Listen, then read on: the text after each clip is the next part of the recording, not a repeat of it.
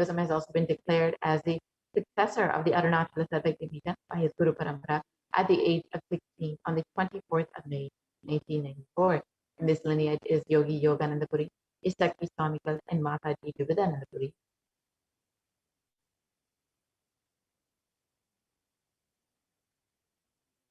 The Supreme Pontiff of Hinduism founded the mission, the Nithyananda Sangha, to revive Kailasa internationally at the age of 21 in 1999.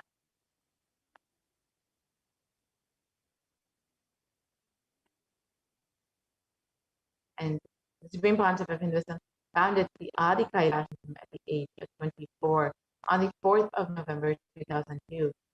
Just a little over 19 years, the Supreme Pontiff of Hinduism performs the Bhumi Puja, inaugurating the land of Adi Kailasa.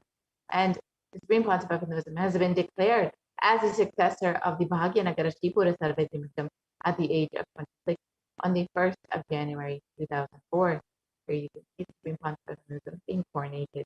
And the Supreme Pontiff of Hinduism is the incumbent emperor of the Suryavamshi Sarangi Samrajam, of the Suryavamshi lineage at the age of 26 on the 31st of December 2004.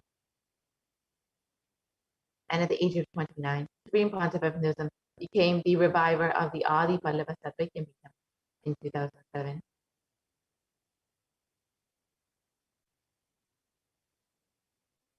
And the Supreme Pontiff of Hinduism was coronated as the successor of the Kashi Sarvajya at the age of 30 in 2008.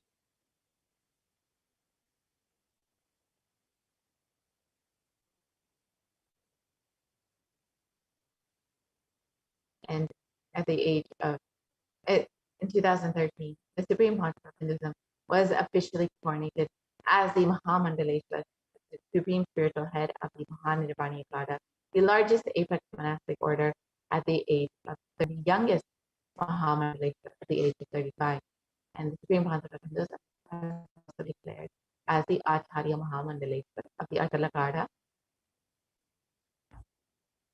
And the Supreme Pontiff of Hinduism has been coronated as the Guru Mahasannidhanam of the Tanjavur Adinam at the age of 2004, Adinam at the age of also 36, one of the ancient kingdoms in Tamil Nadu.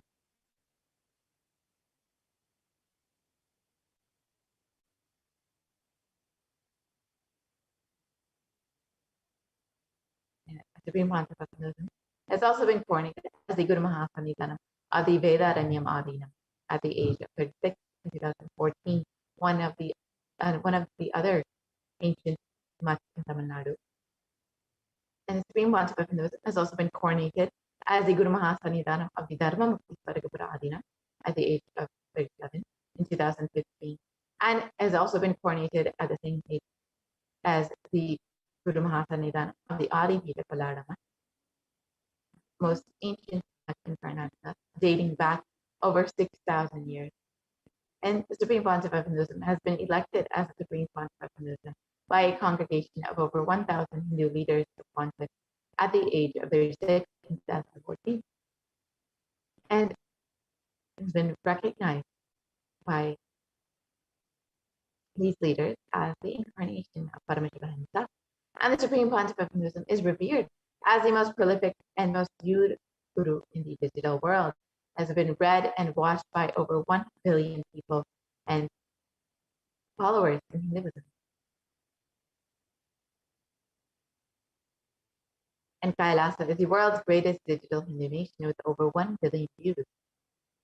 And you can connect with Kailasa on the various social media platforms, including Facebook, Instagram, Twitter, and more. And over the last 27 years, the Supreme Pontiff of Hinduism has contributed relentless humanitarian services and initiatives, including free vegetarian food banks, medical services, and natural disaster relief, women empowerment, peace initiatives, and conflict resolution initiatives. And the Supreme Pontiff of Hinduism has authored over 300 books and 10,000 articles in 3 languages, English, Tamil, and Sanskrit, which have been translated into 50 languages with over 1,000 titles. Here you can see a few which are freely available online. And the Supreme Pontiff of Hinduism has over 20 million copies of books and articles sold, read, and downloaded.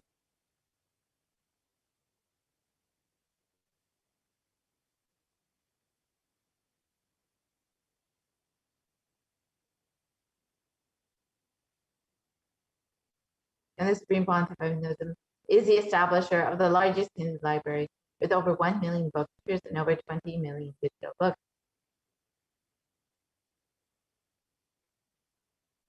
And the Supreme Pontiff of Hinduism has delivered over 10,000 hours of discourses and has over 1 billion views on social media.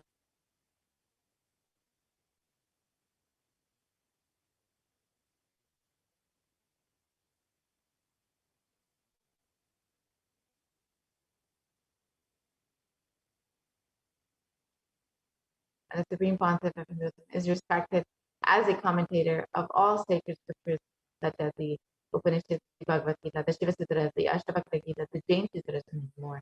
And the Supreme Pontiff of Hinduism is honored as a leader of Hinduism, the most awarded internationally recognized Hindu leader, and has most recently been recognized by the California State Senate, the U.S. Senate, and various congressmen across the U.S., and is acclaimed as one of the top 100 spiritually influential living personalities by Watkins Mind, Body, Spirit magazine.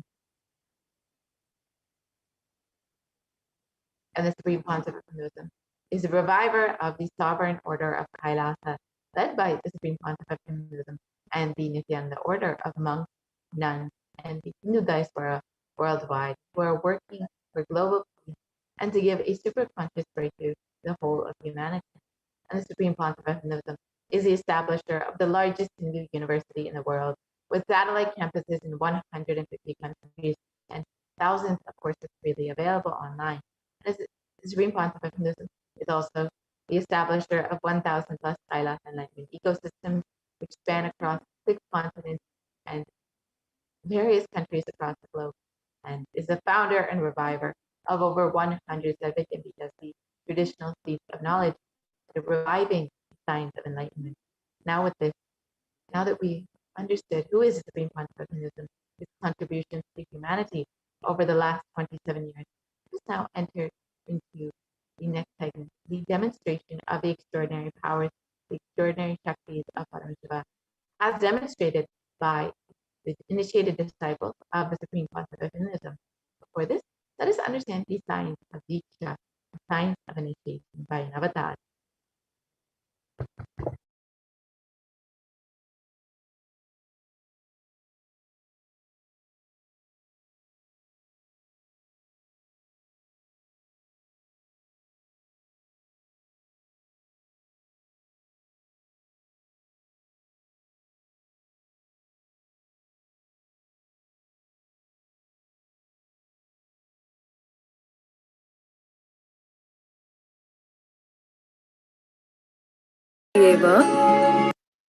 A look, a word, a touch.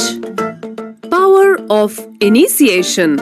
Diksha is the direct transfer of spiritual energy by an enlightened being through look, word,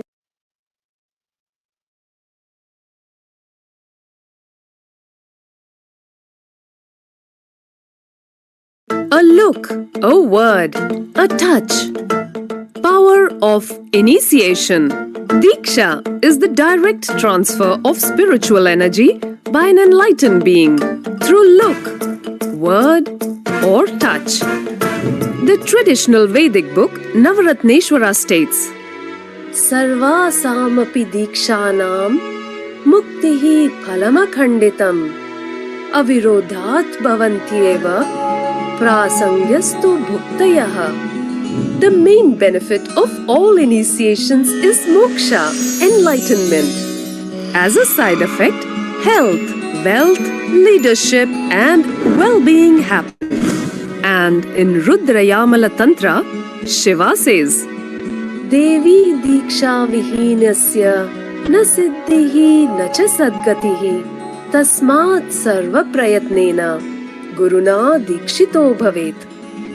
The one who is not initiated does not attain liberation nor a better future. So by all efforts, one should get initiated by Guru. What is the science of initiation? Neuroscience has proved that the process of initiation floods the brain with energy. This is the superconscious energy of Kundalini, our own highest inner potential energy. As the Kundalini flows from the thalamus to the cortex, it sets up a powerful energy loop within the brain, which awakens the latent non-mechanical parts which we have never used before.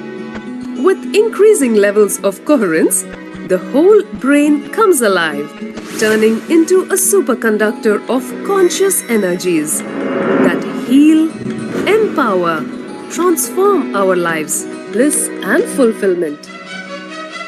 Initiation creates high awareness, visualization, creativity. It also slows the aging process and improves the immune system. Kundalini awakening, healing experience, levitation, teleportation, materialization.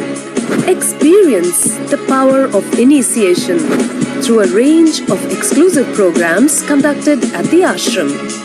Nithyananda Dhyanapitham, Nithyananda Nagar, Biddi, Bengaluru. Contact 97422 03311 82774 90091. Visit www.nithyananda.org.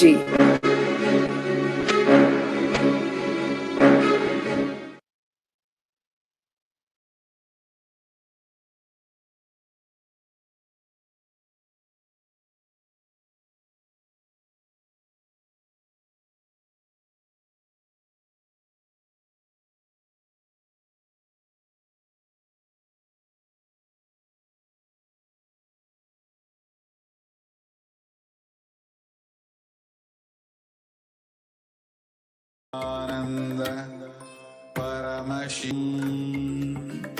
Om Nithyananda Paramashivoham. Om Nithyananda Paramashivoham. Om Nithyananda Paramashivoham. Om Nithyananda Paramashivoham. Om Nithyananda Paramashivoham. Om Nithyananda Paramashivoham. Om Nithyananda Paramashivoham. Om Nithyananda Paramashivoham. Om Nithyananda Paramashivoham. Om Nithyananda Paramashivoham. Om Nithyananda Paramashivoham. Om Nithyananda Paramashivoham.